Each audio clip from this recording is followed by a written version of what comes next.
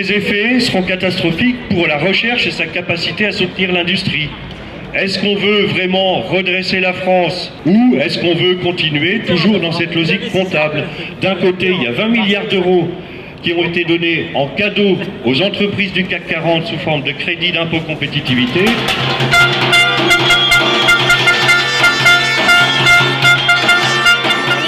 Sont mobilisés aujourd'hui parce qu'ils veulent que le CEA ait les moyens nécessaires pour remplir correctement l'ensemble de ses missions. L'État nous demande toujours plus au niveau du CEA.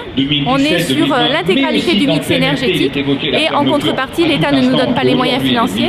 Ce qui fait que le CEA annonce des abandons de programmes, des fermetures d'installations, des mobilités forcées de salariés. Il y a péril sur des compétences historiques indispensables pour l'avenir de la nation. Et donc les salariés refusent que le CEA soit mis en pièces. Aujourd'hui, il y a un conseil d'administration qui se tient. On a donc des représentants des ministères de tutelle qui sont là. On les interpelle pour qu'ils relâchent les taux financiers sur le CEA.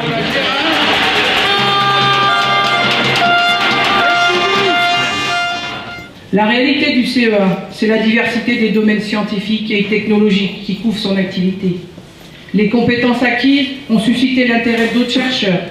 À la CGT, nous voulons raisonner de manière globale sur une filière nucléaire qui soit la plus efficace possible. Il est possible de desserrer les taux budgétaires. L'argent existe dans ce pays. On regarde les profits réalisés par les grands groupes industriels. Le groupe Sanofi, par exemple, est révélateur de ce système qui ne porte en rien du tout l'intérêt général. Ce groupe a profité tout à fait légalement de 130 millions d'euros de crédit d'impôt recherche en 2012. Ça parce que l'intérêt individuel s'est substitué à l'intérêt collectif. Il n'y a plus de vision de long terme sur l'avenir du pays, il n'y a qu'une vision comptable de court terme. Mais la recherche, c'est pas de la comptabilité. La recherche fondamentale, c'est pas des lignes comptables, c'est se projeter dans l'avenir. Qu'on intervienne directement auprès de lui, parce que les ministères, ça commence à bien faire.